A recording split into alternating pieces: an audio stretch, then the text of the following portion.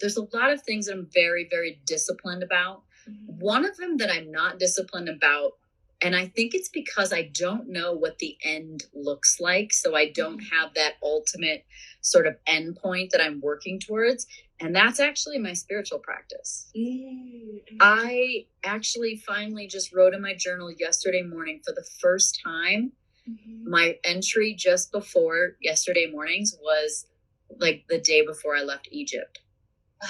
So it had been since February or like basically the 1st of March since I wrote my journal. And I almost went on like a spiritual hiatus for a second. I was just so full up of like spirit and mystical and everything. And I had probably spent about 18 months really working on a lot of things, everything from therapy to healing, like healers to mediums to all kinds of different people. And so I just really felt like I needed a break, but I don't get too regimented with my spiritual practice. And I really let it flow.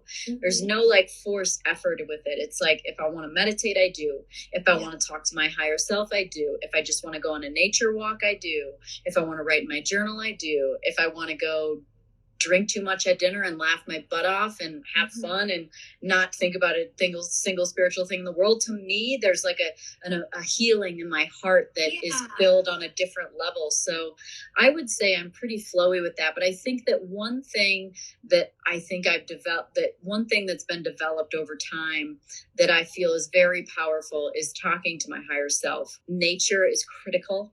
I think that it gets you out of the beta brain, the high frequency beta brain that is just always in go mode and drops you in. And also I think there's just sort of a frequency magic with nature. So I think nature is another really important one. And then accountability. Yeah. Just pure accountability in every aspect, looking at the way that you respond to somebody and going, okay, what does it say about me? It's really, that's what I do in every situation. Something goes off or wrong or something happens. And I'm like, okay, what's my part in this? Because there's always your part in this. Yeah.